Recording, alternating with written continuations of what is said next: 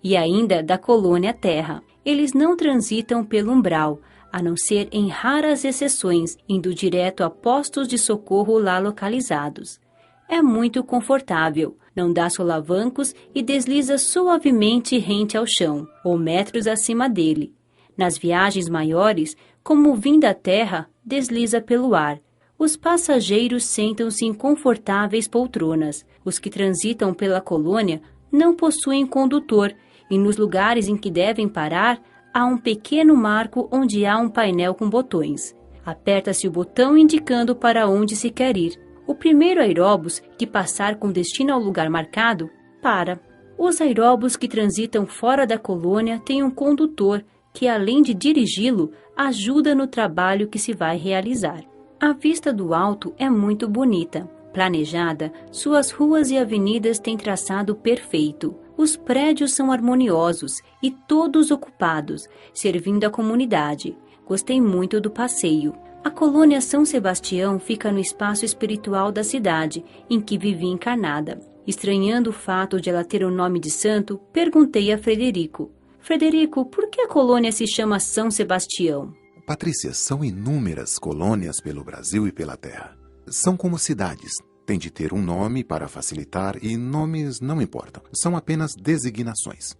Ao ser projetada há tempo, seus benfeitores a chamaram provisoriamente de São Sebastião, para não dizer paraíso, que poderia ser confundida com paraíso céu. Pronta, continuou sendo São Sebastião. São é título dado ao bravo guerreiro Sebastião. Esperam os benfeitores que todos os moradores da colônia venham a ser bravos guerreiros e vencedores dos seus defeitos e vícios. Recebi de presente alguns bônus hora, e todas as distrações e lazer os amigos pagavam para mim. Achei um tanto estranho, parecia pagamento por ser útil, um trabalho remunerado.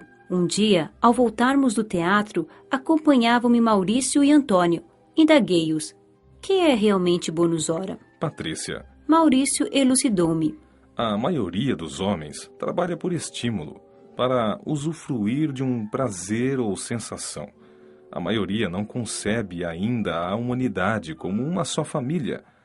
Com a perda do corpo físico pelo desencarne e para que não percam o estímulo de trabalhar, é necessário que continuem recebendo algo como prêmio pelo seu trabalho. Mais tarde, os levará a fazê-lo por uma causa maior, por amor. Espíritos superiores veem as colônias como lugares de transição e o bônus hora como um período de evolução. Esta é a razão pela qual os estagiários das colônias recebem o seu salário em bônus hora. E quem trabalha muito e por muito tempo, como os governantes, os instrutores das colônias, também recebe? Maurício continuou a elucidar-me. Os instrutores não mais necessitam de prêmio por serem bons, mas por amor à família humana permanecem nas colônias, no meio dos aspirantes.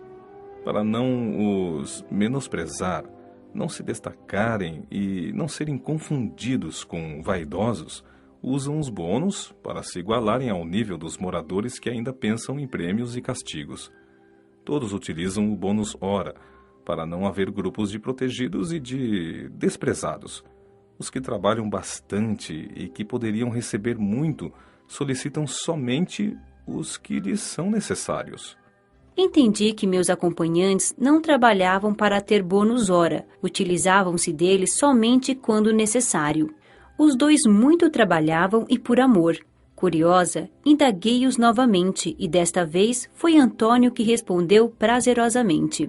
Há nas colônias os que não trabalham e por isso não têm direito ao bônus ao lazer? Há. Mas o estágio nas colônias para esses espíritos não é longo, e nem pode ser, porque ociosos não se afinam com as vibrações delas. Eles, fatalmente, na primeira oportunidade, reencarnam em meio a espíritos ociosos, onde vão sentir falta do conforto que tiveram e não valorizaram. Lugares que visito com frequência e de que gosto realmente são as bibliotecas. Elas diferem de tamanho dependendo da colônia. São maiores e mais completas nas colônias de estudo. Também há bibliotecas nos postos de socorro, só que menores. A biblioteca da colônia em que estagiei é muito bonita. Livros são organizados em estantes.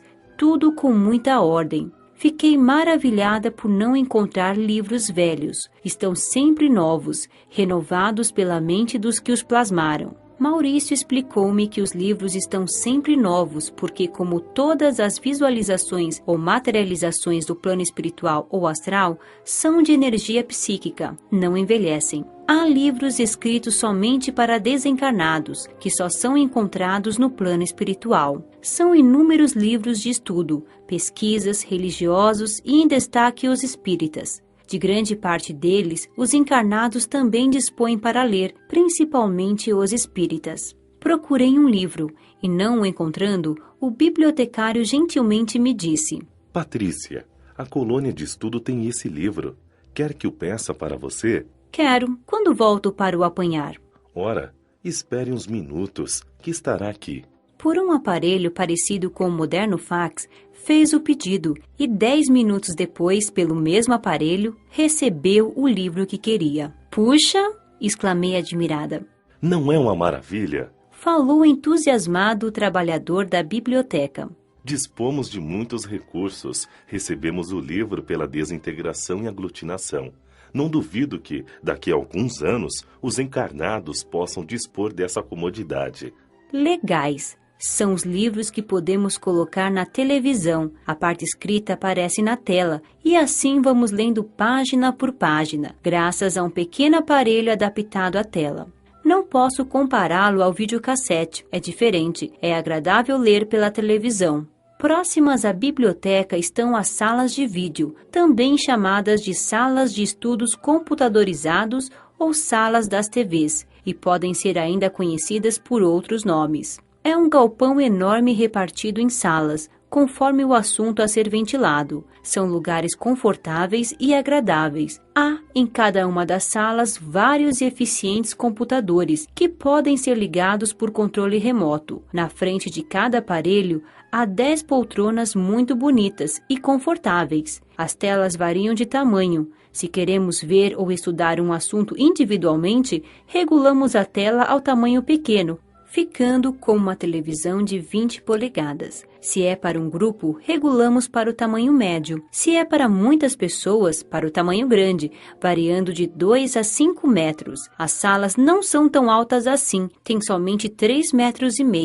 Esses aparelhos podem ser locomovidos, se for necessário, para projeção maior. São várias salas com os assuntos marcados na porta de entrada. Os temas para estudo são sobre as colônias, perispírito, química, física, terra, planetas, etc. Uma sala interessante é a das religiões e da Bíblia. Ao visitarmos uma dessas salas, escolhemos um assunto para pesquisar.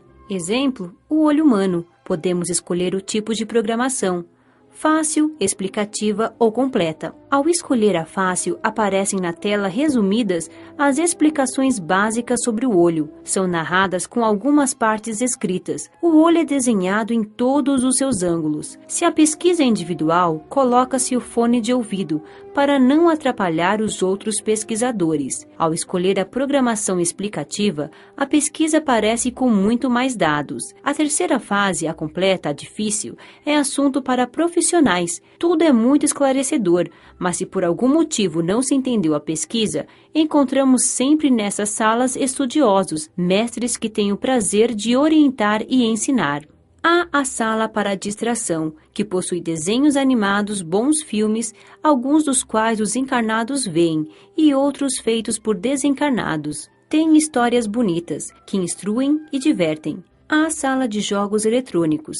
São para o lazer. Os orientadores procuram esclarecer os frequentadores da sala de jogos, porque estas são para educar e distrair, e não para levar a excessos. Os vícios são todos combatidos. Comparando, podemos dizer que essas salas são uma mistura de cinema, televisão, computadores, aperfeiçoados. Só não usamos do bônus hora para entrar nessas salas, quando estamos em pesquisas da escola ou de curso de estudo.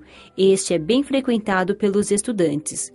Quase todas as colônias têm essas salas, mas não as vi em postos de socorro. Nas colônias de estudo, elas são bem grandes e são inúmeros os assuntos. Gostei e gosto muito de pesquisar nessas salas. Conhecendo quando encarnado o cinema, a televisão e o computador, encantei-me diante dessa tecnologia, mas o que mais gostei foi de usar esse processo para ver, conhecer as obras de Allan Kardec. Aparecem as imagens dele e de sua equipe encarnada e desencarnada, trabalhando em cada obra, estudando, pesquisando e sendo orientado pelos benfeitores que o ajudaram.